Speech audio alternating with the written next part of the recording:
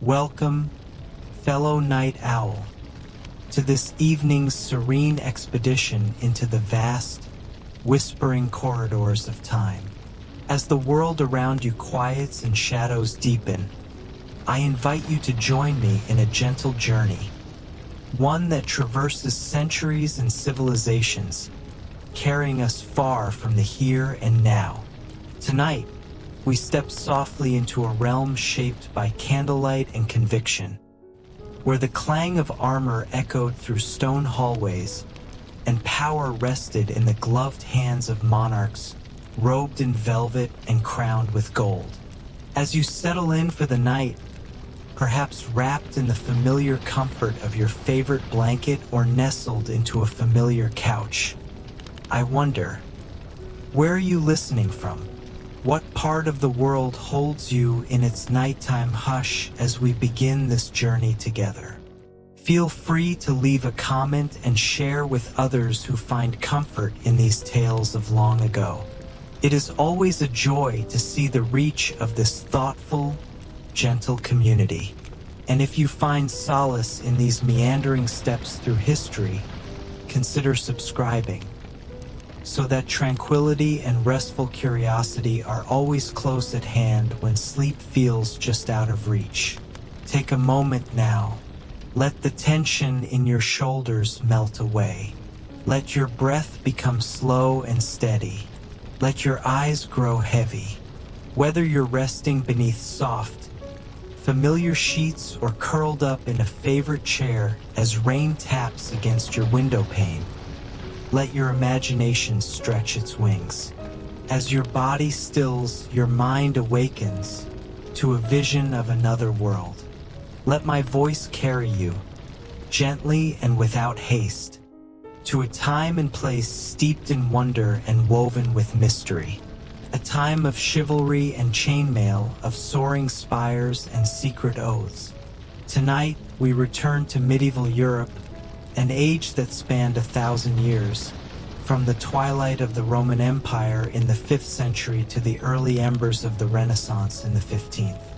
It was a time of profound faith and harrowing doubt, of candlelit cathedrals and ruthless conflict, of sacred rituals and sinister plagues.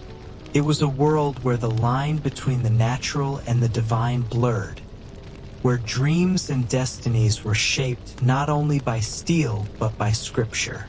Amidst this richly textured world stood the monarchs, the crowned figures of kings and queens who wielded power not merely by bloodline, but by what they called divine right. They believed themselves chosen, elevated by God to govern their realms and their people. From gleaming coronets to robes hemmed with ermine and lined with silk, their appearances reflected a grandeur designed not just to impress, but to inspire reverence. When we imagine these rulers today, it's easy to see them as distant and aloof, always feasting, forever dancing, engaging in lavish hunts or presiding over courtly spectacles. Drenched in luxury and ceremony, their lives seem wrapped in myth. But let us pause and ask, what was life truly like behind the towering battlements and gilded doors? How did these royals pass the quiet hours between the tournaments and the treaties? What thoughts occupied their minds as they stared into the dying embers of a fireplace, or as they stood in silent prayer before a stone altar? When they closed their eyes at night, what hopes warmed their hearts, and what fears stole their rest? As you lay here now, your body growing heavier with sleep and your thoughts drifting gently like autumn leaves, I invite you to slip into their shoes for a while.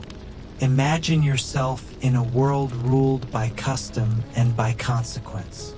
A world where your every choice carries the weight of dynasties and destinies.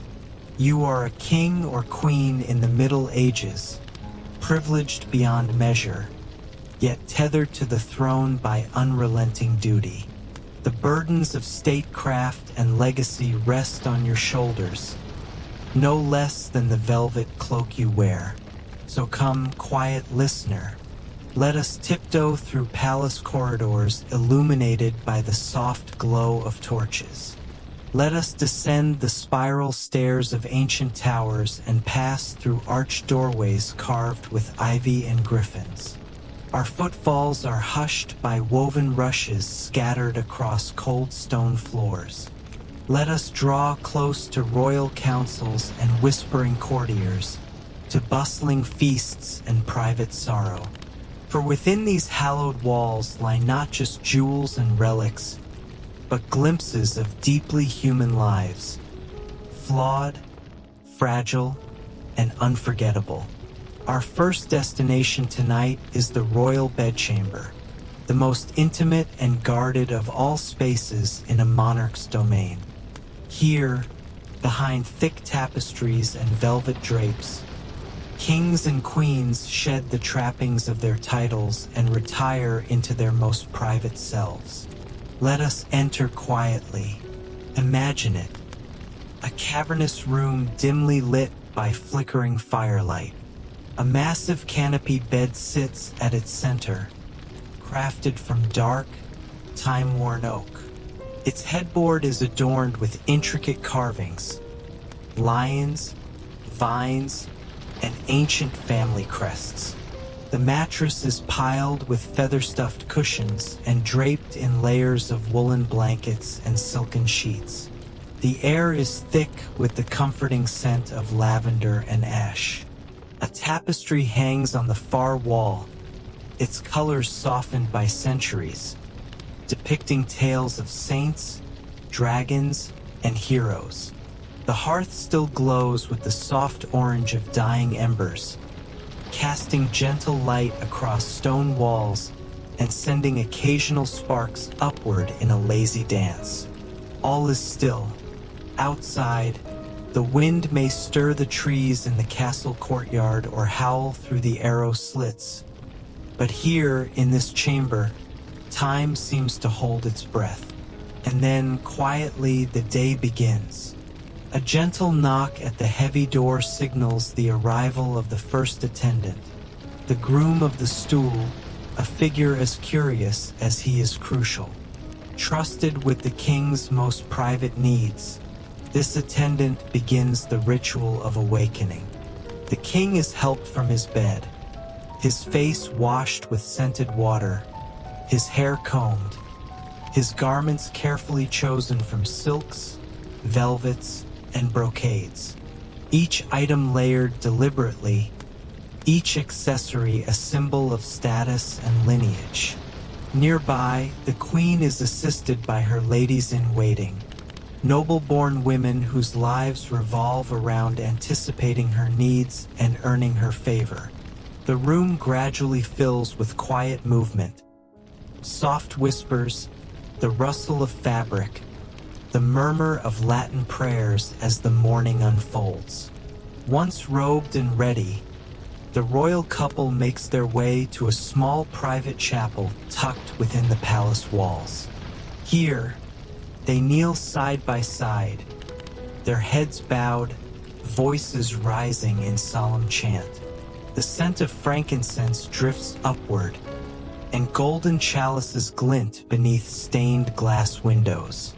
The Latin verses are familiar, spoken not with passion, but with rhythm like breathing. These devotions are not just habit.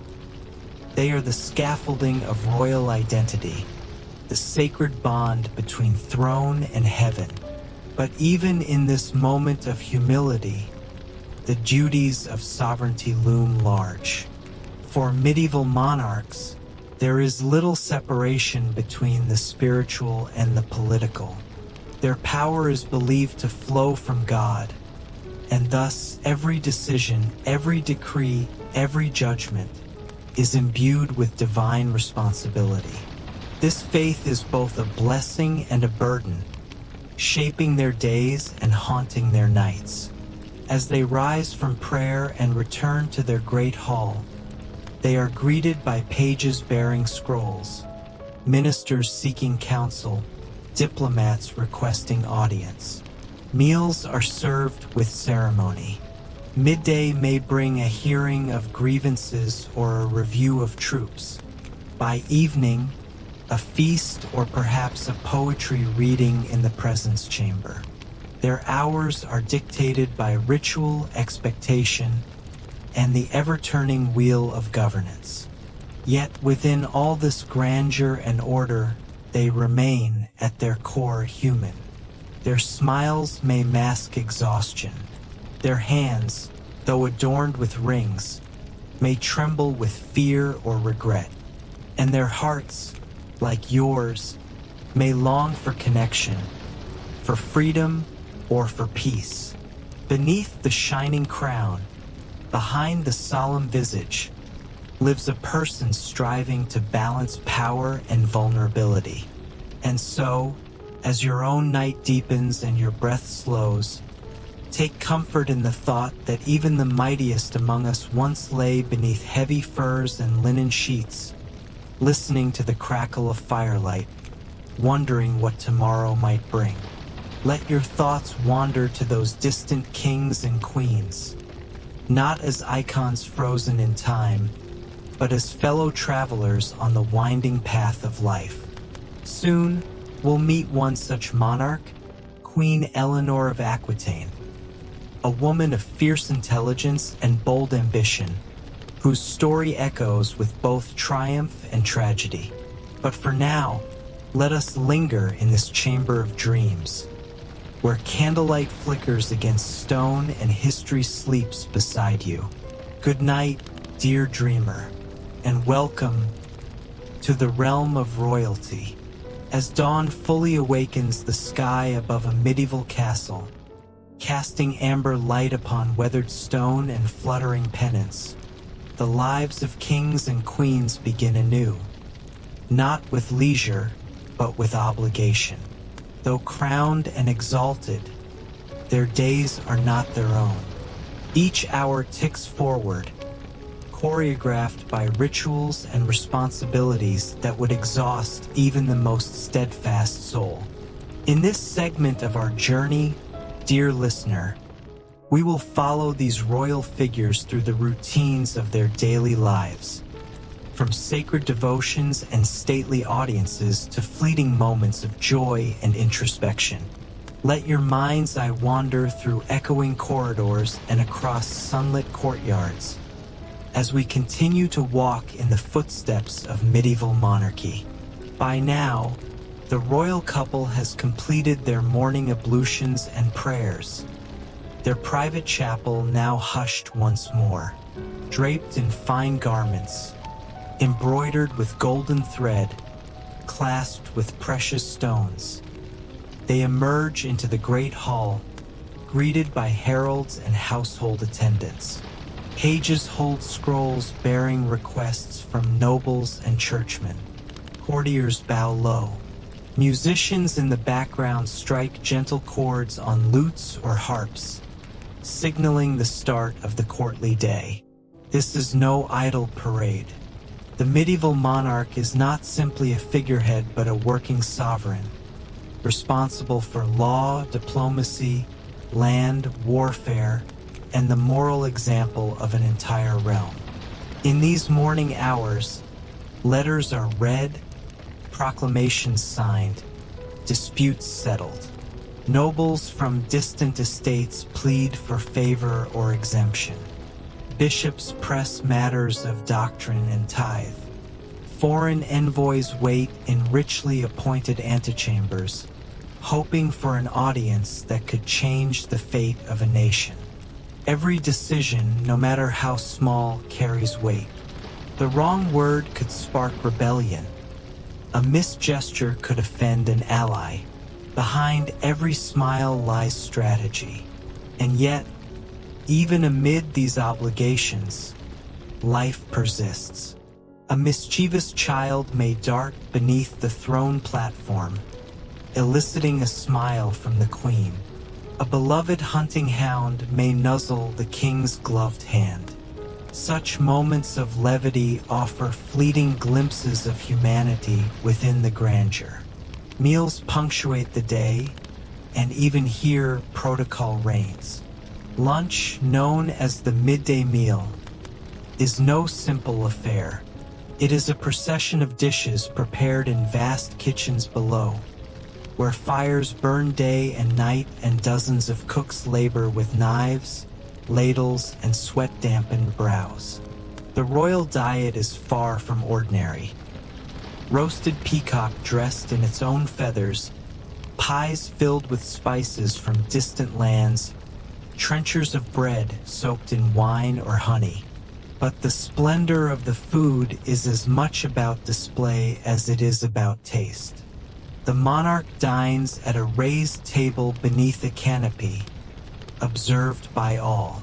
Courtiers stand ready with ewers of water and embroidered napkins. Musicians play softly in the background. And yet, as sumptuous as it all may appear, it is also governed by unspoken rules and immense pressure. Every bite is observed, every gesture interpreted. A misplaced goblet or a wrinkled brow might inspire court gossip for days. After the meal, the monarch may stroll the palace gardens, accompanied by select attendants. These are not idle walks. They are carefully curated social performances, occasions to be seen, to offer subtle favor, to speak briefly with this baron or that ambassador. A queen might pause to admire a rose, or to share a private word with one of her ladies-in-waiting. The king might comment on the weather or mention a curious dream, his tone and expression studied by all who surround him. But beyond the formalities and expectations lies the possibility of true delight. On some days, the court hosts grand events, tournaments where armored knights tilt at one another for honor and for a lady's token. The spectacle draws spectators from across the land. The air is alive with trumpet fanfares, the scent of trampled grass, and the cheers of 100 voices. The queen watches from a dais, her gown a cascade of silks, her eyes keen and knowing. The king may even participate, his lance poised, his shield bearing the crest of his house. Other days bring courtly entertainments, jesters who tumble and joke, storytellers who recount ancient legends, or troubadours who sing of love both tragic and eternal. A favored bard might compose a verse that will echo through the castle for days to come, its lyrics whispered by servants and sung by pages in quiet corners. Yet even amidst celebration, shadows lurk. The medieval world is fragile. Disease can sweep through the court without warning, claiming nobles and servants alike. Political intrigue bubbles beneath polite conversation. A cousin may covet the throne. A marriage may strain beneath years of disappointment or ambition. A treaty might unravel over a single slight. The monarch, though surrounded by splendor, is never truly at ease. As evening descends, candles are lit throughout the castle. Shadows lengthen. The court assembles once more, this time for supper. A lighter, more intimate affair than midday's feast. Conversation flows more freely, and laughter is more common. The queen may speak candidly with her companions. The king may share a tale from his youth. It is during this quieter hour that the mask of royalty sometimes slips, revealing the person beneath. Later still, as the hour grows late, the royal couple retires. The attendants help remove their layered garments. Jewelry is unfastened. Robes are hung. A final prayer is whispered. The bedchamber welcomes them once more, warm and dim. The embers glow in the hearth. The rushes scent the air. In this moment, one rare and precious moment, they are not monarchs. They are simply man and woman, flesh and blood, tired and yearning for rest. And it is here, dear listener, that you may find them most relatable. For though centuries separate our lives, the human heart has changed little. Like us, these rulers longed for connection. They feared the unknown. They loved their children. They dreamed, sometimes of peace, sometimes of power, sometimes of simply being free from the weight of expectation. As you lie now in your own quiet chamber, the noise of the day fading behind you, let these thoughts settle gently upon you. Kings and queens, despite their crowns and courts, knew loneliness. They knew joy. They knew sorrow. They were elevated and admired, but also bound and burdened. They ruled empires, yes, but they also wept in silence, laughed with friends, and hoped for the same tender things we all do. Love, purpose, remembrance. And so, as the stars will overhead and you drift ever closer to sleep, carry with you this image of the medieval monarch, not as a distant figure from a forgotten age, but as a reflection of your own humanity, refracted through the mirror of time. Let us rest now, for soon we shall rise again, and in the next chapter of our journey, we'll explore not just how royals lived, but how they ruled, how they fought, and how they endured. Good night, and dream softly beneath the quiet gaze of history. Though royal life unfolded amid layers of formality, ceremony, and grandeur, the monarchs of the Middle Ages were, at their core, deeply human, flawed, fascinating, and often caught between the duties of the crown and the desires of the heart. Perhaps no figure better illustrates the profound contradictions of medieval royalty than Eleanor of Aquitaine, a woman whose extraordinary life carved a lasting mark into the annals of both English and French history. Tonight, dear listener, as you rest in the gentle cradle of sleep, allow your mind to wander through the corridors of Eleanor's world, a world shaped by power, passion, betrayal, and legacy. Eleanor was born in 1122, the eldest daughter of William X, Duke of Aquitaine, a man who ruled over one of the wealthiest and most culturally sophisticated regions of France. From her earliest days, Eleanor was immersed in a world of poetry, politics, and courtly elegance. She received a robust education unusual for girls of her time, trained in Latin, music, literature, and diplomacy. She was raised not just to be noble, but to command, to inspire, to endure. And when her father died suddenly while on pilgrimage, Eleanor, at the age of 15, inherited the vast Duchy of Aquitaine, making her the most desirable heiress in Europe. Her marriage was a matter of great political consequence. In 1137, she wed Prince Louis, the pious and scholarly heir to the French throne. Their union was meant to consolidate power and extend French influence over the southern territories Eleanor brought with her. But while the match was advantageous in theory, in practice it proved painfully mismatched. Eleanor was vivacious, worldly, and independent, qualities that clashed with Louis's austere devotion and monastic temperament. Nevertheless, when Louis's father died later that same year, the teenage couple ascended to the throne as King Louis VII and Queen Eleanor of France. They stood side by side, two young souls suddenly burdened with an empire. But Eleanor's strong will and unapologetic manner quickly drew whispers from the court. Her bold fashion, her unfiltered opinions, and her commanding presence did not sit well with the deeply conservative clergy or with Louis's advisors. Despite these tensions, Eleanor was not content to remain a silent queen. When the Second Crusade was announced in 1147, Louis answered the call to reclaim the Holy Land, and Eleanor shocked the world by insisting on joining him. Not as a passive companion, but as a leader in her own right. She gathered hundreds of knights and retainers from Aquitaine, including many of her own vassals, and rode at the head of her contingent in gleaming armor. She was no ordinary medieval woman.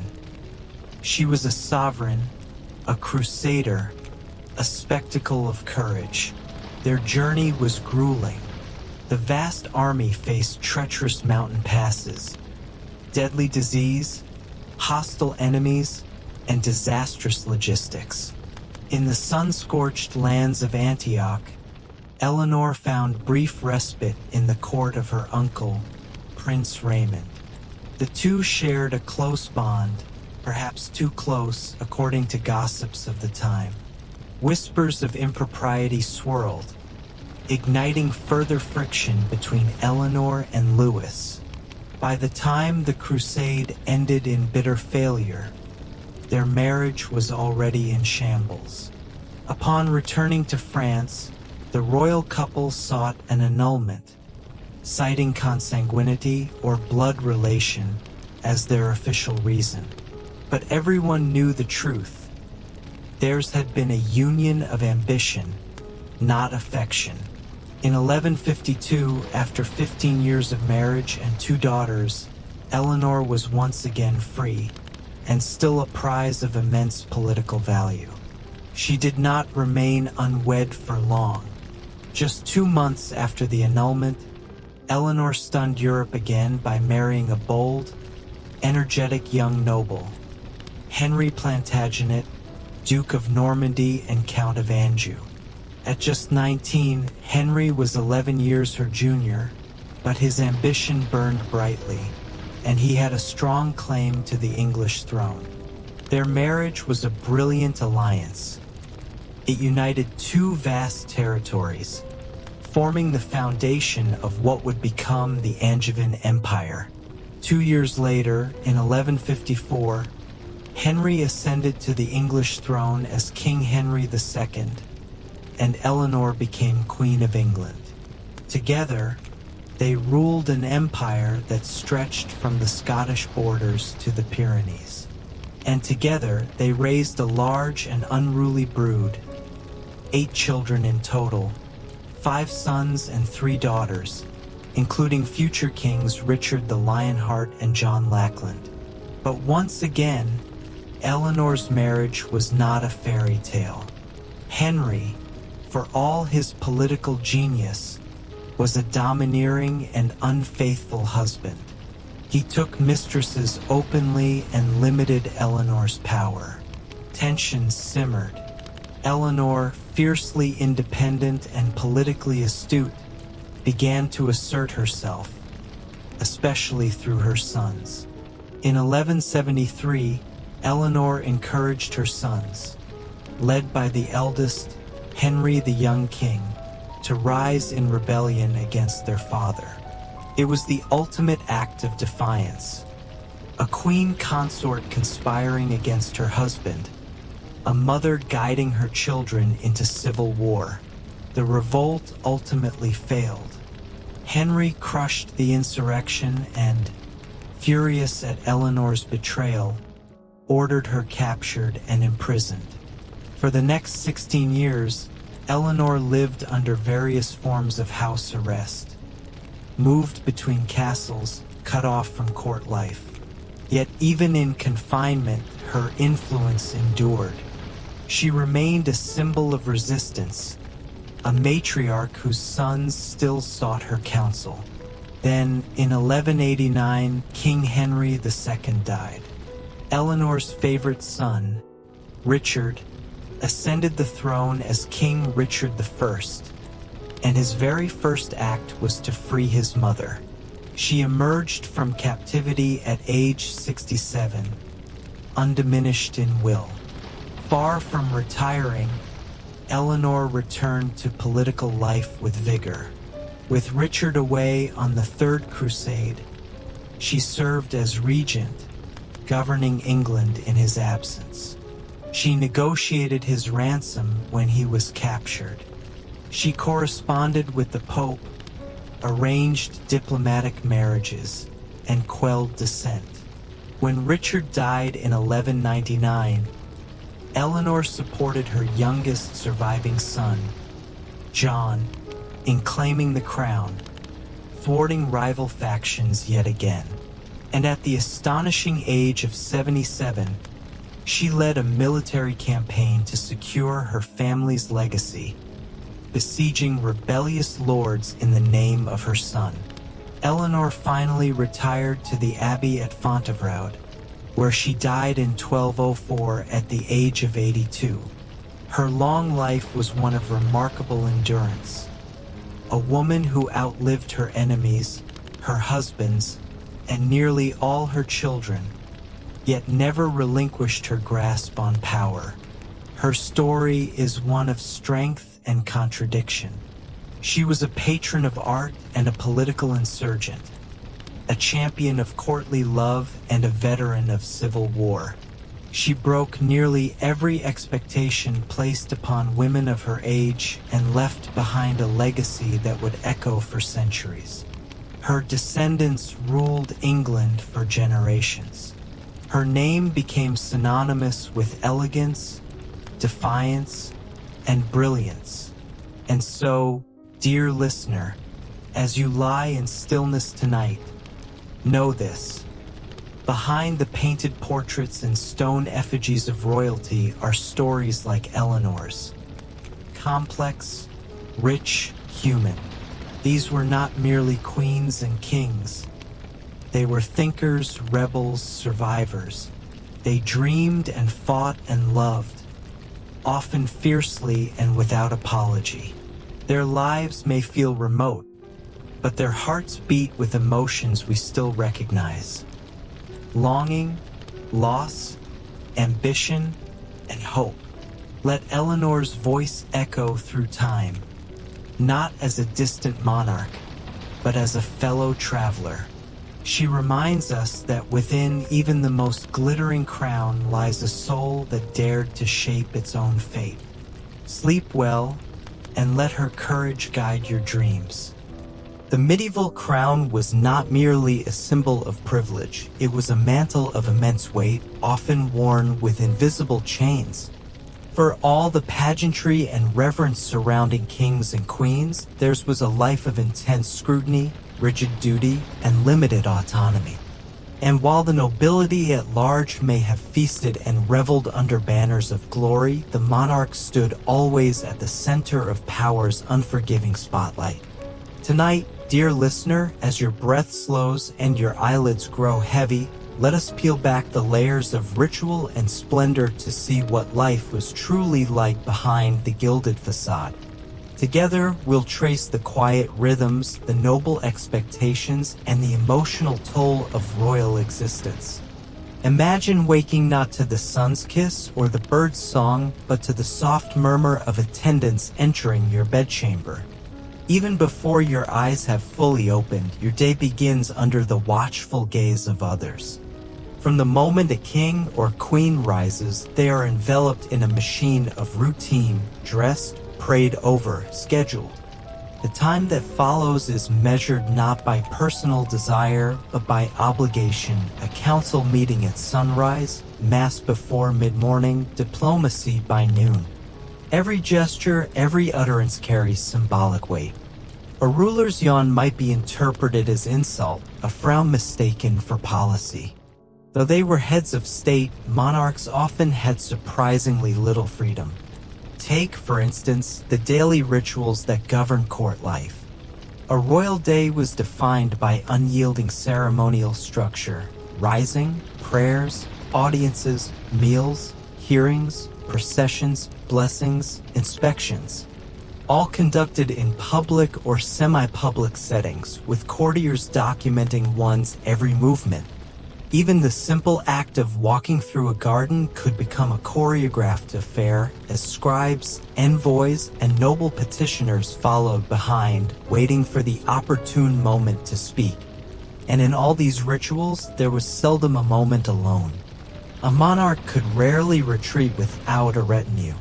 Privacy, as we understand it today, was virtually non-existent. Even bathing or dressing was a social act, overseen by attendants of noble birth who reported directly to court factions. The very air around a monarch was thick with expectation, and each word uttered could ripple through the court with political consequence. Perhaps nowhere were these pressures more apparent than in marriage.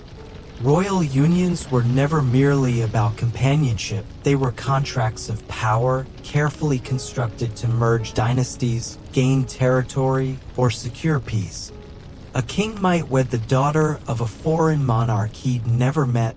A queen might be given in marriage as a child, shipped across seas with only her jewels and a translator. Their bodies were instruments of politics, and their primary duty was to produce heirs. For queens, this duty was especially fraught. Bearing sons was paramount, and the failure to do so could lead to disgrace or divorce. The pressure to conceive quickly, repeatedly, and successfully weighed heavily on the minds and bodies of royal women. Pregnancy brought danger, childbirth was perilous, and many queens died young, worn thin by endless cycles of gestation and grief. And even when a healthy child was born, the queen's work was far from over. She was expected to resume court duties swiftly, her composure unshaken, her devotion to both crown and husband intact. The children themselves, so vital to the dynasty, were often raised apart from their parents. Princes and princesses grew up under the care of tutors and wet nurses, their lives shaped by discipline and doctrine. Boys were drilled in combat, law, and Latin. Girls were groomed in courtly manners, needlework, and etiquette.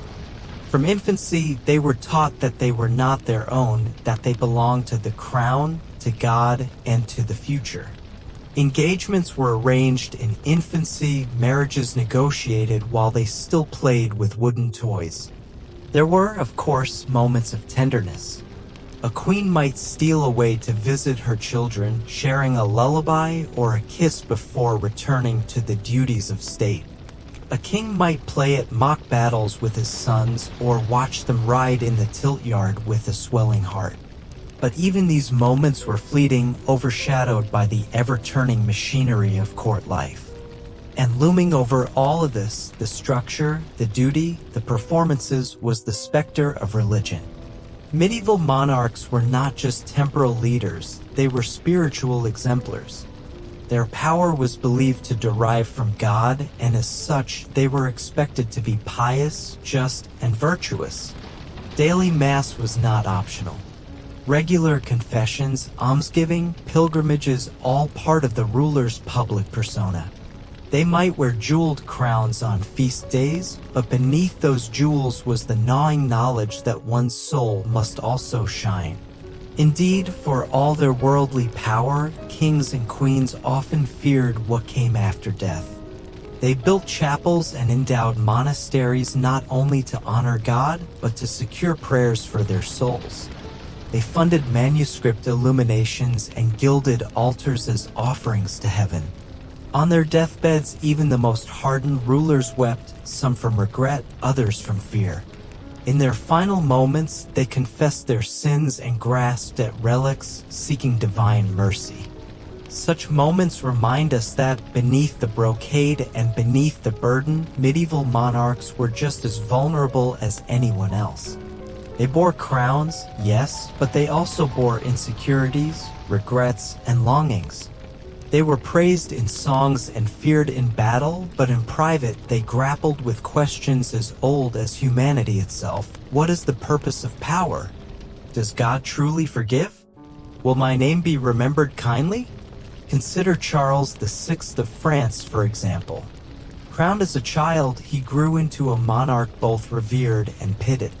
His early reign was marked by grandeur, but in his later years, mental illness took hold. He suffered episodes of delusion and paranoia, sometimes forgetting he was king, at other times believing he was made of glass. The court walked on eggshells, whispering behind closed doors while the king wandered the halls in confusion. His affliction became the kingdom's crisis, a living reminder of how fragile royal authority could be. Or consider Margaret of Anjou, wife of England's Henry VI. A fierce and intelligent woman, she rose to prominence not through indulgence, but through necessity. With her husband plagued by bouts of mental collapse, it was Margaret who wielded power, leading armies, forging alliances, and defending her son's claim to the throne.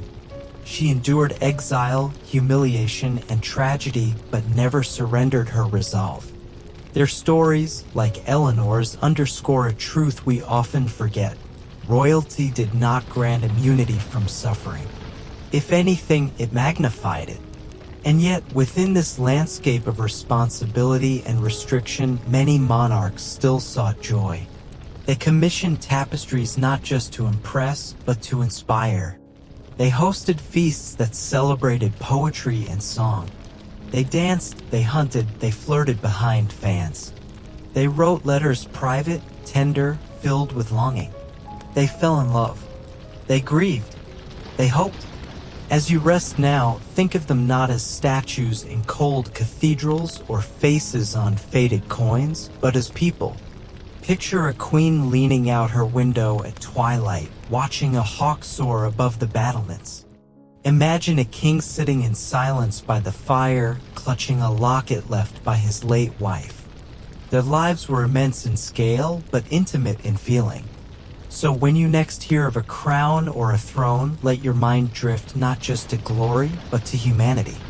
Remember that behind every coronation was a childhood, behind every triumph a sacrifice, and behind every title a soul. Sleep well, royal dreamer. We have more stories to explore. But for now, rest and let the silence of the centuries soothe you. While kings and queens wore glittering crowns and commanded the obedience of entire realms, their daily lives were far from an endless banquet of leisure and luxury. Beneath the layers of silk and ceremony, royal existence was governed by a demanding, deeply structured rhythm. In this segment, dear listener, we step into the quieter, more routine moments of the medieval monarch's life, a tapestry woven not of grand battles and legendary decrees, but of daily rituals, subtle strategies, and the unspoken burdens of leadership. Close your eyes now and let us walk once more behind palace doors through the hours of a sovereign's day. The sun rises, casting golden light across high castle walls. Inside, the monarch's chambers stir. While the royal couple has already begun the day with private prayer and morning audiences, there is still much to be done. Courtiers await in the outer chambers, eager for the chance to gain favor or present grievances. The air is thick with the subtle perfume of politics. The king might greet visiting barons with warm, practiced smiles, even as he silently calculates their loyalties. The queen may offer soft encouragement to a young lady-in-waiting, even while weighing the influence of her noble family. Beneath every gesture lies intention. Medieval monarchs lived within a society of rigid expectations, and every element of their routine was carefully designed to reflect authority and control. A monarch's decisions were not only personal, they were performative. Each audience, each ruling, each gift bestowed reinforced their position atop the delicate hierarchy of feudal power. Even silence could speak volumes in the echoing halls of court. And yet, these rulers were not immune to fatigue or emotional wear. A queen might smile graciously while hosting a visiting duchess, even as she privately mourned a stillborn child. A king might lead a hunting party with boisterous cheer, only to return to his chambers and collapse in exhaustion. There was no refuge from the crown's invisible weight. There was only the appearance of invincibility and the quiet moments stolen between duties. Feasts were a frequent feature of court life, but they too were performances. Far from relaxed gatherings, these meals were theatrical events filled with coded messaging and careful seating arrangements. Imagine long, candlelit halls echoing with music. Great wooden tables lined with nobles, each dish served in precise order. Gilded pies, roasted game, custards laced with imported spices. Musicians played soft melodies on lutes and viols, while jesters offered comic relief. A queen might sip her wine slowly, nodding at her guests while discreetly observing alliances forming across the table. The king might laugh at a jester's joke, but his eyes would rest coldly on a nobleman whose loyalty he questioned. These grand meals also marked celebrations and transitions, births, weddings, treaties, and coronations. But even the smallest dinner was laced with politics. Who sat beside whom? Who received the choicest cut of meat? Who was granted the honor of speaking directly to the king? Every detail was a signal, and every signal mattered. Between these ceremonial meals and courtly meetings, there existed brief interludes, spaces where personal joys and small pleasures could emerge. A monarch might walk the gardens, pausing to breathe in the scent of blooming lavender or watching swans glide across a still moat. In these moments, the grandeur of their station faded, and they were simply people in a quiet world. A letter might arrive from a distant child, bringing laughter. A song, newly written, might move a queen to quiet tears. These fragile fragments of time were rare and deeply cherished. But for all the beauty and ritual, medieval royalty lived under constant pressure. Their reigns were fraught with intrigue, betrayal, and the ever-looming threat of rebellion. Even those closest to them, advisors, friends, family, could become enemies in an instant. One wrong decision, one misunderstood decree could spark revolt or assassination. The court was not just a stage, it was a battlefield. Royal marriages, often arranged at young ages, served as alliances rather than love stories. Yet some couples found genuine companionship within these unions. One such example was Edward I of England and Eleanor of Castile. Their letters, filled with warmth and admiration, speak of a rare affection. Edward was devastated by her death, commissioning memorial crosses at each stop of her funeral procession, a touching tribute in an age when kings were seldom sentimental in public. Still, such love was the exception. Most royal unions were contractual. Queens were praised for bearing sons and blamed for miscarriages.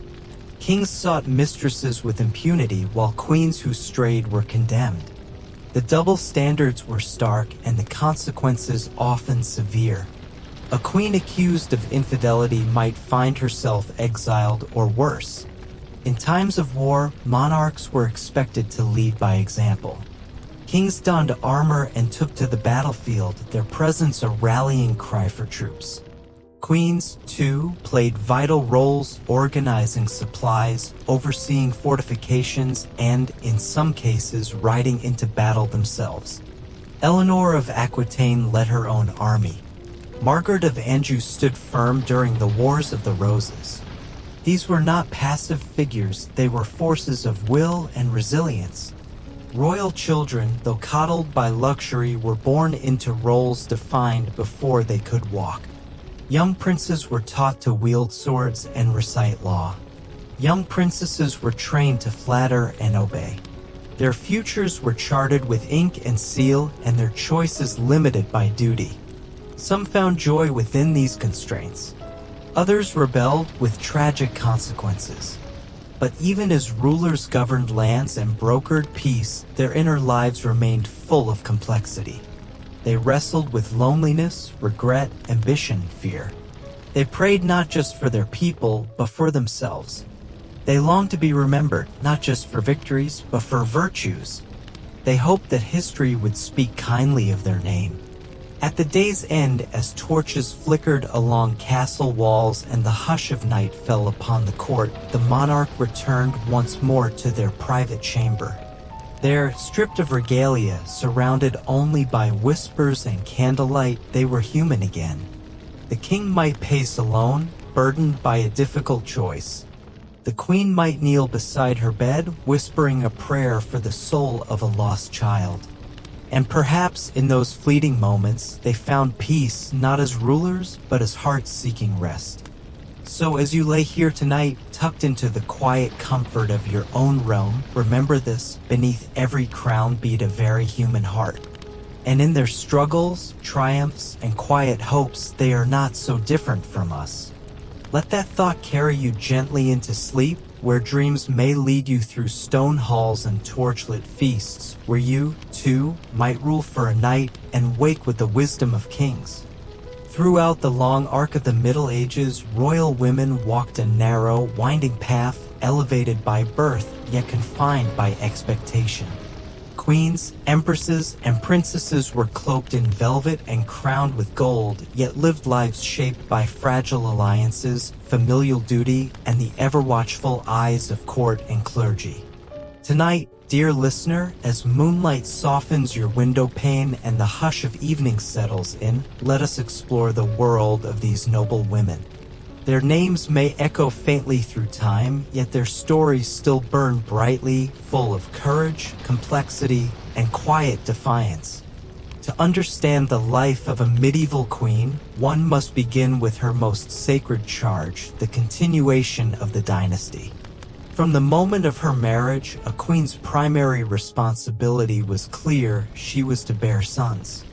Not just any children, but male heirs strong enough to rule and carry forward the family's lineage.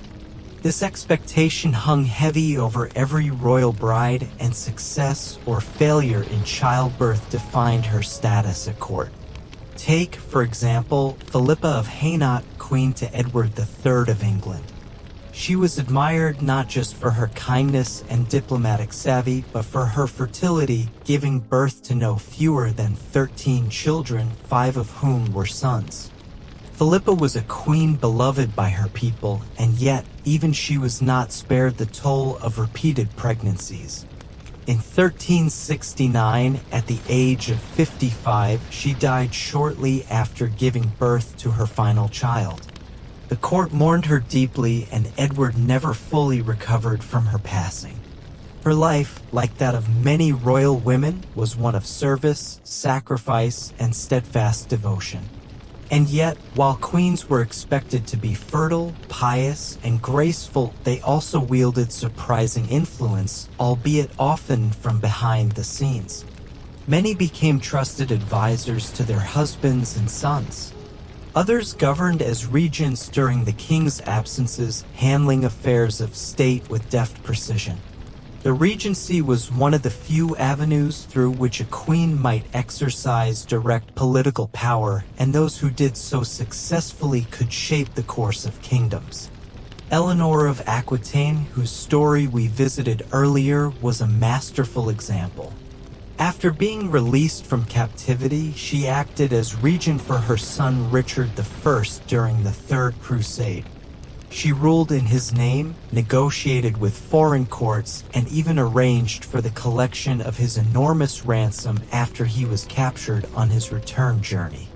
Her efforts kept the realm stable during a time of great uncertainty. But Eleanor was not alone in her political acumen. Empress Matilda, daughter of King Henry I of England, fought fiercely to claim the throne that had been promised to her. After her brother died in a shipwreck and she was named heir, her claim was challenged by her cousin, Stephen of Blois, who usurped the crown upon Henry's death. What followed was nearly 2 decades of civil war, a period so chaotic it became known simply as the Anarchy. Matilda was unrelenting. She raised armies, led sieges, and even once escaped a besieged castle by dressing in white and slipping through enemy lines under the cover of snow.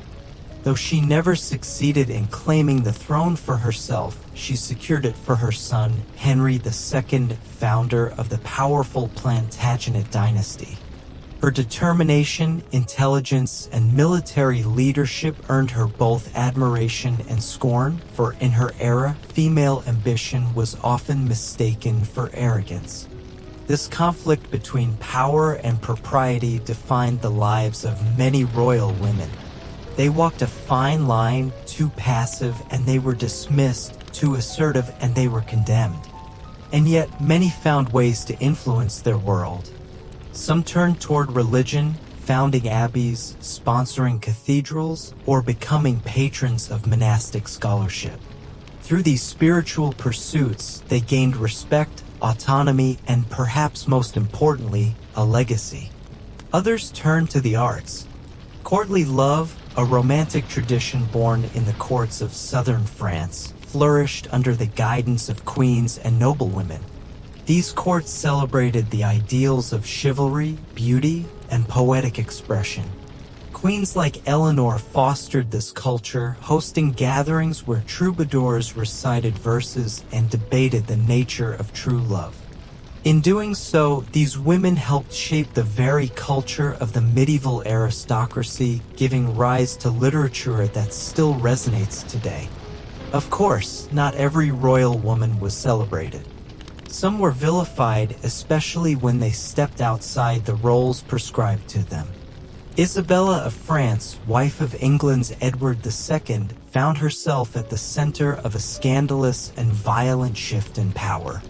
Disgusted by her husband's favoritism towards certain male courtiers and the mismanagement of the realm, Isabella fled to France, took a lover, Roger Mortimer, and returned with an army. Together, they deposed Edward II, who later died in captivity under mysterious circumstances. Isabella and Mortimer ruled as regents for her young son, Edward III. But their power was short-lived.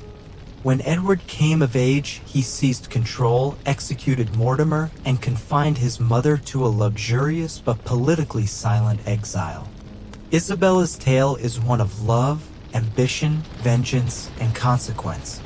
She was called the She-Wolf of France by later chroniclers, a name that both condemns and immortalizes her. And so we see the queens could be many things: mothers and warriors, patrons and politicians, saints and schemers. Their roles were never one-dimensional. Their lives were lived at the intersection of image and influence. Some embraced the expectations of virtue and nurtured their families quietly. Others challenged the limitations imposed upon them, stepping boldly into the arena of power. Even in their maternal role, royal women often served as diplomats. A queen might arrange the marriages of her children, carefully selecting spouses who would strengthen alliances or secure peace. She might correspond secretly with her daughter, now queen, in a foreign court, offering advice on survival and subtle influence. The bond between queen and princess was not merely familial, it was strategic, emotional, and enduring.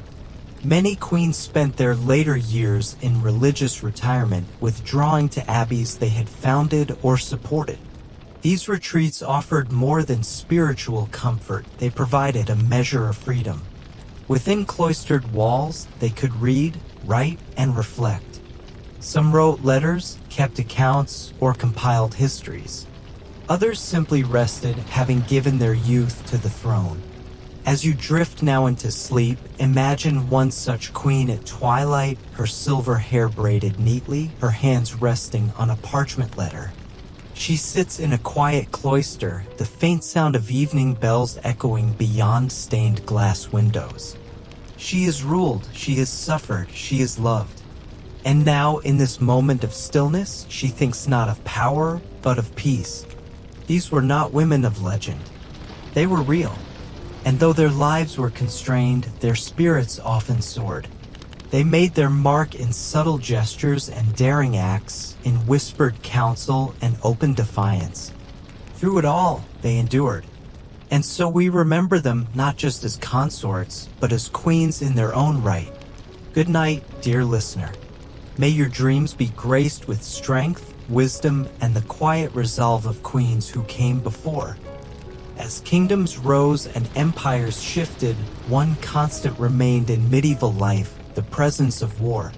For monarchs, warfare was not an occasional disruption, it was a recurring feature of rule, a test of legitimacy, and a crucible for power. Tonight, as you lay still beneath the gentle hush of darkness, allow yourself to journey beyond the castle gates, past torchlit courtyards and stone walls, into the roar and rhythm of medieval warfare. But worry not, our path is soft and slow. Though we step into a world of swords and sieges, you remain safe, cradled in time and story. To be a medieval king was to be, in many ways, a warrior by default. Sovereignty was proved not only through lineage or law, but through the ability to lead men into battle. A monarch who failed to defend his realm, or worse, lost at risk not only humiliation but deposition. As such, military campaigns were often personal endeavors. Kings donned armor, mounted war horses, and took to the field at the head of their armies. They carried banners not only of their kingdom but of their very identity. One of the most iconic figures of such a life was Richard the Lionheart, son of Eleanor of Aquitaine and Henry II. Known for his courage and martial prowess, Richard spent much of his reign outside England, leading the Third Crusade to the Holy Land. He was both admired and feared, a king of valor who inspired loyalty among his soldiers and anxiety among his enemies. He fought with such determination at the Siege of Acre and later at Arsuf that even his adversaries respected him. Yet, for all his battlefield glory, Richard left England politically strained and economically drained. But Richard was far from alone in making war a monarch's art form. Edward III of England, who claimed the French throne through his mother's lineage, launched what would become known as the 100 Years' War. His campaigns reshaped the politics of Europe and left generations of kings grappling with conflict. Under Edward's rule, the English developed new strategies of war, including the use of longbowmen, a tactic that devastated French knights at battles like Crécy and Poitiers. These battles were not merely tactical clashes, they were moments of high drama, deeply symbolic and steeped in ritual. Monarchs often fought surrounded by elite guards, their armor gleaming with the emblems of their house. Trumpets heralded their arrival. Their presence on the battlefield was both inspirational and necessary. Victory enhanced their divine aura, defeat could unravel their authority. But not all monarchs were born soldiers. Some were scholars, theologians, or diplomats at heart, forced by circumstance into campaigns they neither sought nor excelled at. King Henry VI of England, for instance, inherited both the English crown and the claim to France during a time of deep unrest. A gentle, bookish man, Henry was unsuited to war. His reign saw the loss of nearly all English possessions in France and the rise of bitter factionalism at home, ultimately leading to the Wars of the Roses. The Wars of the Roses were among the bloodiest episodes in English royal history, decades of civil war between the houses of Lancaster and York. Cousins fought cousins, families were torn apart.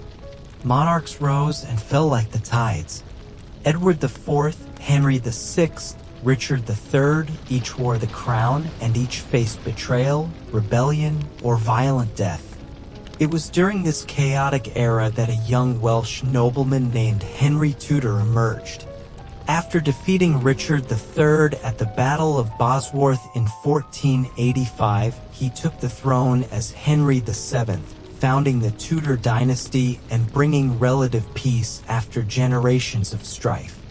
But even peace was often born through blood. Battles were not only waged on open fields but behind closed doors, in council chambers, through assassinations, arranged marriages, and secret pacts. Royal warfare was as much about diplomacy as it was about arms. A shrewd marriage alliance could secure borders more effectively than 1,000 soldiers. A whispered promise might avert a siege. Queens, too, were deeply involved in matters of war. Margaret of Anjou, wife of Henry VI, emerged as a fierce leader during the Wars of the Roses.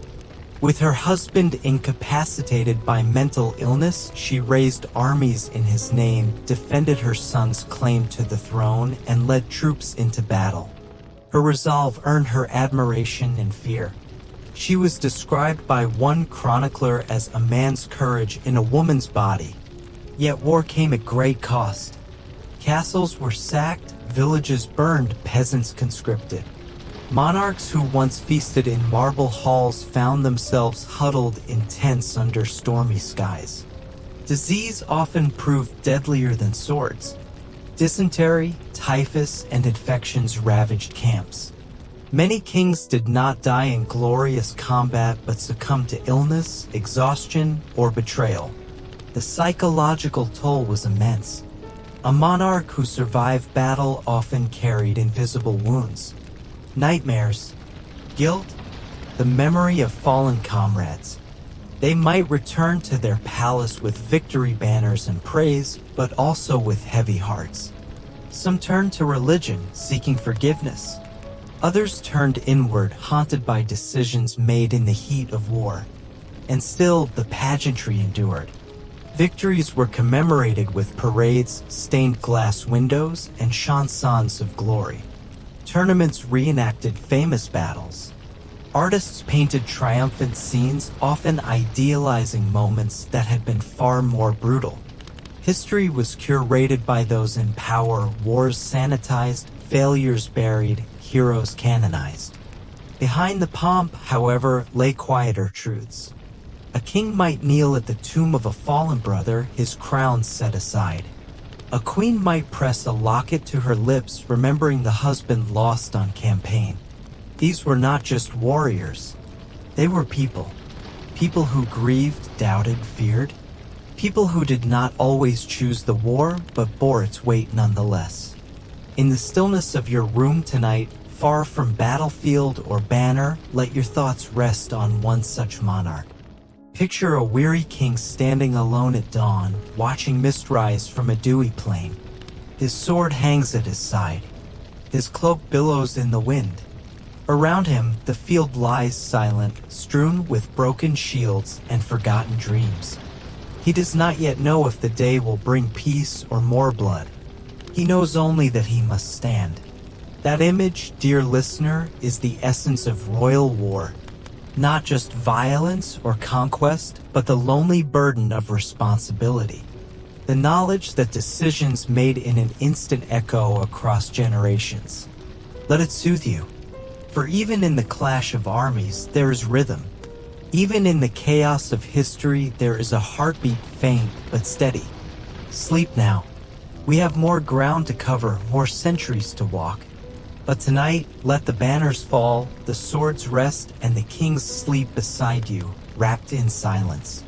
As the moon rose over medieval cities, casting soft light upon cobbled streets and towering spires, life within the royal court began to slow.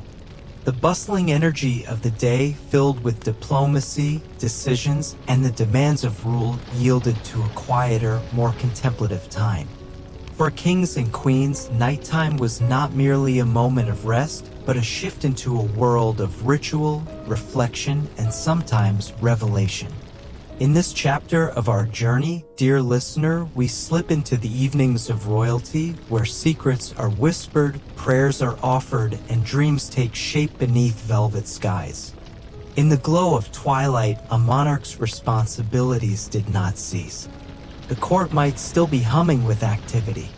Torchbearers lit the passageways, casting dancing shadows on cold stone walls. Servants scurried about preparing evening banquets. Courtiers whispered final intrigues behind silk-draped alcoves. And within private chambers, the air turned fragrant with myrrh and beeswax as lamps were lit and preparations began for the most intimate hours of the day. Royal evenings were filled with structured rituals, some inherited through generations, others devised by the monarchs themselves. The lever and coucher ceremonies, the formal occasions of rising and retiring, bookend the day in many courts. These were not merely functional events, but moments of courtly participation. The monarch was dressed and undressed not in solitude, but before a select audience of favored nobles. Even as they prepared for bed, kings and queens remained part of the grand theater of royalty. A typical evening might include a light supper taken in a smaller, more private room than the daytime feasts. Here, the atmosphere was less formal. Conversation might turn toward poetry, family, or philosophy. A queen might request a beloved ballad to be sung by her minstrel. A king might read a letter from a distant child, his expression softening as he mouthed the words. Wine flowed gently, but never without decorum. Even in rest, the royal presence was composed. Music often filled these hours. The soft strum of a lute, the haunting song of a harp, or the low chant of sacred hymns echoed through candlelit halls. In some courts, evening hours were a time for storytelling. Elders recited legends passed down for centuries, tales of saints, dragons, miracles, and noble ancestors. These stories were more than entertainment. They were identity, morality, and memory woven into a single strand. But beneath the surface of these tranquil scenes, other currents stirred. Evening was a time of reflection and, for many monarchs, a time when anxieties surfaced. In the stillness of night, away from the noise of governance and the armor of appearances, they were left alone with their thoughts. Questions they could not voice by daylight now filled the quiet. Was I just today? Have I served my people or myself? Will I be remembered as noble, or feared, or forgotten altogether? Some kings and queens turned to faith in these moments. Small chapels, built into their private quarters, flickered with candlelight as they knelt before carved altars. Their prayers were not always grand. Often they were simple, whispered pleas for guidance, for forgiveness, for the safe return of a child. These quiet rituals tethered them to something larger than themselves, a divine rhythm echoing through the silence. Other monarchs sought solace in writing. Diaries, letters, even confessions were penned in these hours. Few of these texts survive, but the ones that do offer striking glimpses into the minds of medieval rulers. One can read the loneliness of a widowed queen, mourning the absence of her lifelong companion. The uncertainty of a young king, newly crowned, questioning his every choice. These voices, carried across centuries, remind us of their humanity. Yet not all evenings were somber. Many royal courts embraced the night with joy. Dances were held in grand halls, lit by chandeliers of wax and wrought iron. Pages ran laughing across polished floors, bearing love notes and invitations. Diplomats courted favor over chessboards. Ladies wore silk gowns that shimmered in lamplight. The queen's laughter might echo across the balcony, bright as the stars above. For a few precious hours, the burdens of power could be set aside in favor of beauty, romance, and fleeting delight. Festivals and holy days brought added splendor. On the eve of Christmas or Easter, the entire court might assemble for a midnight mass, the chapel filled with incense and song. The sound of the organ would rise through vaulted ceilings, carrying hope and devotion into the night. On such occasions, even the most cynical courtiers could feel something sacred. And then, gradually, the castle would begin to dim. One by one, candles were snuffed out. Servants offered warm linens and soothing tonics. Footsteps grew scarce. The halls, so vibrant by day, now stood hushed and reverent. Within the royal bedchamber, the king and queen prepared to sleep, not as rulers, but simply as people seeking rest. The bed itself was a world apart. Massive, carved from ancient oak or gilded mahogany, often adorned with religious symbols and family crests. Thick curtains hung from its canopy, shielding its occupants from drafts and curious eyes. The mattress, layered with down and furs, provided what comfort it could. Though even here, peace was not always guaranteed. Monarchs carried their burdens to bed. Dreams were filled with battles, betrayals, or the faces of those long gone. Still, within these quiet spaces, love could thrive. Many royal couples, despite political beginnings, grew to care deeply for one another. In whispered words and shared glances, they found solace. A queen might rest her head upon the shoulder of a weary king. A king might stroke the hand of his beloved, both silently grateful for one more night together beneath the same sky. And so, dear listener, as you rest now in your own soft bed, consider these moments not of war or decree, but of warmth and stillness. The monarchs we study in books and marvel at in portraits lived entire lives beneath their crowns. They laughed, they wept, they dreamed, they loved, they feared the future, they mourned the past, they cherished fleeting seconds of comfort as much as we do now. Let your breath slow and your mind wander through the stone corridors of a sleeping palace. Hear the fading echo of footsteps on flagstones. See the last ember fall on the hearth. Somewhere above, a tower bell marks the hour. And somewhere within, a royal figure stirs, not as a ruler, but simply as a soul drifting into the gentle embrace of sleep. Close your eyes and let that same stillness find you. In the delicate interplay between tradition and transformation, the lives of medieval monarchs reflected not only their own ambitions, but the evolving values of the societies they ruled. Kings and queens were not static icons. They were shaped by the world around them, even as they sought to shape it in return.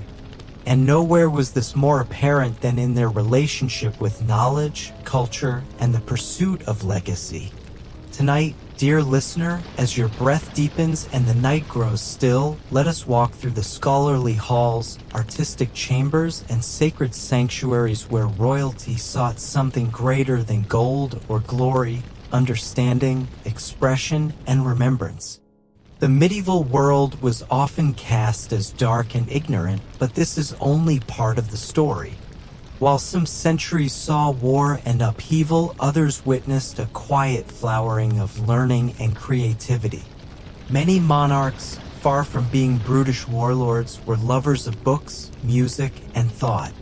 Their courts were not just centers of politics, but also incubators of art, architecture, and intellectual exchange. Charlemagne, crowned Emperor of the Romans in the year 800, famously championed education and literacy. Though he himself struggled with writing, he surrounded himself with scholars from across Europe, inviting thinkers from Britain, Italy, and beyond to join what became known as the Carolingian Renaissance. Monasteries under his patronage copied ancient texts, preserving works of Cicero, Virgil, and Aristotle that might otherwise have been lost. Charlemagne believed that a wise ruler must cultivate wisdom in others, and his legacy endured in the scriptoria and libraries he inspired. Centuries later, Alfonso X of Castile, known as El Sabio or the Wise, would echo this ideal. He sponsored translations of Arabic, Hebrew, and Latin texts into Castilian, helping to create one of the earliest vernacular literary traditions in Europe. His court welcomed Christian, Muslim, and Jewish scholars alike. Under his reign, astronomy, law, and poetry flourished. His patronage was not only an act of cultural pride, it was a political strategy, forging unity through shared knowledge. Many medieval queens were equally instrumental in promoting education and the arts. Blanche of Castile, mother of Saint Louis of France, was a forceful regent and a devout patron of monastic schools. Her son's reign was deeply influenced by her moral and intellectual guidance. Likewise, Anne of Bohemia, queen to Richard II of England, brought with her a love for books and introduced new literary customs to the English court, helping pave the way for the age of Chaucer. Books were prized possessions, copied by hand on parchment, illuminated with gold and ink. Monarchs collected them not only for wisdom, but for status. To own a library, even a modest one, was a mark of refinement. A single manuscript could take months or even years to complete, and so royal books were often stored in locked chests, displayed with reverence, or gifted as tokens of immense value. But kings and queens did not merely read, they commissioned, debated, and inspired. Some authored treatises on governance or theology. Others wrote letters to popes, poets, or scientists. Their ideas, though shaped by duty, often revealed deep personal reflection. King Alfred the Great translated classical works into Old English, believing that knowledge should be accessible to all his people. Queen Margaret of Scotland, a devout and thoughtful woman, corresponded with bishops and devoted herself to reforming court life along spiritual lines. Architecture, too, was a canvas for royal aspiration. Castles were not just fortresses, they were statements. Towers rose not only for defense, but to symbolize strength and divine favor. Grand halls were built to awe. Stained glass windows told stories for the illiterate, while hidden symbols reflected the personal devotions of the monarch within. Cathedrals, especially, served as lasting legacies. Monarchs funded their construction, chose their designs, and sometimes even selected the very stone. These sacred spaces were both spiritual homes and political theaters. They crowned kings and buried them. They hosted weddings that united empires and funerals that ended dynasties. To walk through a medieval cathedral today is to walk through the ambitions and fears of monarchs past, etched into every column and carving. Music likewise filled the royal courts. From sacred chants to secular ballads, sound was used to convey power, piety, and pleasure. Troubadours sang of love and loss. Minstrels recounted heroic deeds. Court composers created pieces for coronations, marriages, and holidays. The queen might request a lullaby to soothe her children. The king might reward a bard whose verses stirred his soul. Music, in its infinite variety, spoke when words failed. And within all this, books, architecture, music, lay the deep desire of monarchs to be remembered. Legacy was not a luxury. It was an obsession. Rulers erected monuments, founded abbeys, and minted coins bearing their likeness. They employed chroniclers to record their deeds, sometimes embellishing, sometimes omitting. A wise ruler knew that history was not written merely by time, but by those who controlled the pen. Still, the most enduring legacies were not always grand. A letter passed down through generations. A chapel where pilgrims still light candles. A lullaby that echoes in folk songs. These quiet traces of royal life often survive longer than marble statues or golden crowns. They linger in memory, whispered through centuries. And so, as you lay resting tonight, imagine a king seated in his study by candlelight, poring over a map not of conquest, but of thought. Or a queen in her garden, reciting verses under the stars. Picture a court where silence falls not for battle, but for the reading of a new poem. A child curls beside the hearth, listening to his mother tell the story of their people. In these moments, royalty transcends rank. They become stewards of wonder. Let your dreams be filled not with pageantry or war, but with ink and parchment, melody and light. Let the royal mind guide you, curious, compassionate, and full of longing. For though their crowns may have glittered, it was their ideas that truly shone. Rest now. In the next chapter, we will explore how monarchs passed from this world into legend and how their stories continue to shape our own. All crowns must eventually fall. No matter how mighty a monarch, how vast their empire, how golden their achievements, time claims them all. And in their passing, they leave behind more than empty thrones. They leave stories. Tonight, dear listener, as sleep gathers gently around you, let us journey into the final chapters of royal lives, their deaths, their burials, and the legacies that rise like mist from memory. For in death, a monarch becomes more than ruler, they become myth. The medieval world understood death not merely as an end, but as a transition. It was the doorway to judgment, to eternity, and perhaps to sainthood. For kings and queens, this passage was steeped in ceremony. Their final hours were not spent alone, but in the presence of priests, advisors, and family, and audience for their final acts, words, and confessions. A dying monarch was a symbol of both vulnerability and divinity. He who had commanded armies now reached for holy relics with trembling hands. She who had held court with poise now whispered prayers for the soul. In these moments, even the most hardened ruler might weep, apologize, or smile faintly at the memories of youth. Their beds became altars. Anointed with holy oil, they received the sacraments, spoke their last wishes, and named heirs. Candles were lit, psalms were sung, and courtiers waited in hushed reverence. The atmosphere was one of solemn awe, as if the room itself held its breath, waiting for the great transition. Upon death, the monarch's body was washed and dressed in regal robes, crowned one final time in preparation for the funeral. The lying-in state began, often lasting several days. The body, placed in an ornate coffin or on a ceremonial bier, was displayed in the palace chapel or cathedral. Nobles filed past in mourning garb. Bells tolled through the city. Black banners fluttered from towers. Markets closed. Streets fell silent. Funeral processions were magnificent. The journey from palace to final resting place could take hours or even days, depending on tradition. Mourners walked in careful order: bishops, knights, pages, and weeping citizens. Tapestries and banners depicted the monarch's victories and virtues. Horses were draped in velvet. Trumpets played dirges. Sometimes an effigy, a wooden likeness of the deceased, rode upon a horse, a haunting symbol of dignity beyond death. Royal tombs were often constructed long before the monarch's passing. These were not simple graves, they were testaments.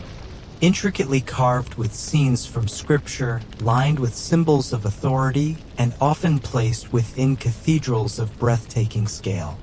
Kings were laid to rest near saints or ancestors. Queens were buried beside their husbands, their marble hands forever clasped. The tomb was both sanctuary and statement. I lived, I ruled, I mattered. Some monarchs were venerated almost immediately after death. St. Louis of France was canonized just 27 years after his passing. His relics were divided and honored across Europe. His reputation for justice, humility, and piety grew with each retelling. His image adorned churches. His life became sermon. And in this, his influence endured far beyond his reign. Others were less fortunate. Richard III of England died in battle and was buried hastily, his body unmarked and lost for centuries. It was only in 2012 that archaeologists, digging beneath a parking lot in Leicester, discovered his remains. His reburial, carried out with full honors, was not just an act of archaeology, but of redemption. The world remembered him not as Shakespeare's villain, but as a complex man brought back into the light. The memory of a monarch was as fragile as it was powerful. Chroniclers, poets, and historians shaped their legacies. A kind word from a court scribe could elevate a ruler to greatness. A bitter account could condemn them for centuries. Reputation became a second crown, one that history awarded or withheld. But legacy was also kept alive in smaller ways. A queen's favorite hymn sung in a distant abbey. A king's law still echoing in modern codes. A festival, a school, a ship bearing their name. Even in faraway lands, their shadows lingered in culture and custom. Some monarchs attempted to control their legacy directly. They commissioned grand tombs, dictated their own epitaphs, or wrote memoirs. They urged their heirs to protect their image. Others entrusted their memory to faith, believing that God alone would judge their worth. And so, in candlelit chambers or sunlit chapels, the memory of kings and queens was preserved, reshaped, and passed on. They became subjects of ballads and tragedies, of paintings and tapestries. Children acted out their deeds. Writers reimagined their hearts. And in this way, they lived again and again. As you rest now, think of one such monarch, not in their triumph or their sorrow, but in their stillness. Picture a stone tomb, cool to the touch, draped in soft light from stained glass. Imagine the gentle echo of footfalls as a traveler kneels to read a name half-worn by time. That name, once whispered in courts and cried on battlefields, now rests in silence, but not in forgetting. For in remembering, we honor more than history. We honor the human hope to leave something behind. To be seen, to be known, to be part of the story. So sleep, gentle dreamer, and let the silence of centuries fold around you. In dreams, we visit kings not as subjects, but as storytellers. And in their echoes, we find pieces of ourselves.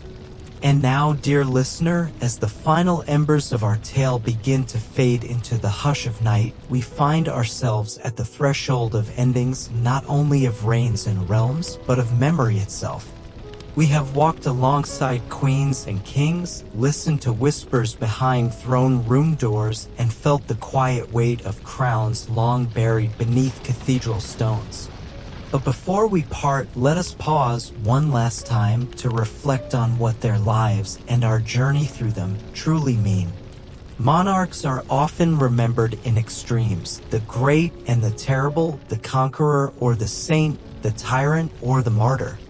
Their names anchor timelines, their faces etched into coins and tapestries. Yet in truth, most royal lives unfolded not in moments of glory, but in long stretches of quiet perseverance, of waking each day to duty, to tradition, to expectation. In those moments, between proclamations and processions, between battles and births, lay the essence of their humanity. A king kneeling alone at dawn, uncertain of the path before him. A queen watching her child sleep, torn between love and obligation. These are the glimpses that endure. Not because they are grand, but because they are true. As we look back now, we must ask, why do these stories still captivate us? Why, centuries later, do we still whisper their names and wonder at their choices? Perhaps it is because, behind every crown, we sense something universal. Though their garments were stitched in silk and their halls adorned with gold, their longings were familiar, to love, to lead, to be remembered. They faced fear as we do. They struggled with doubt, with guilt, with grief. They yearned to be seen not only as sovereigns, but as souls. And perhaps in watching them rise and fall, we glimpse our own place in the sweep of time. We too wear visible crowns of family, of responsibility, of hope. We too build small kingdoms from the choices we make. And in the quiet moments before sleep, we too wonder how we will be remembered. The stories of monarchs endure not because of power alone, but because of the echo they leave in our hearts. They teach us that greatness is not the absence of flaw, but the courage to carry one's burdens with grace. That love, though shaped by duty, can flourish even under pressure. That legacy is not carved in stone, but in the lives touched by kindness, wisdom, and truth. As you drift now into the gentlest part of night, imagine all the monarchs we've met on this journey gathered not in judgment, but in quiet reflection. Picture Eleanor of Aquitaine walking among rose gardens once more, the sun warming her face. Imagine Louis IX at prayer beneath vaulted stone. See a young Richard III at a pageant before shadow touched his name. Hear the laughter of queens, the chants of monks, the soft tolling of a distant bell. They are still here in some way.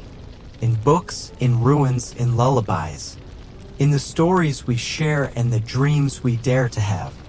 And now their stories have touched yours. So close your eyes, dear dreamer. Let the lessons and lullabies of history wrap you in warmth.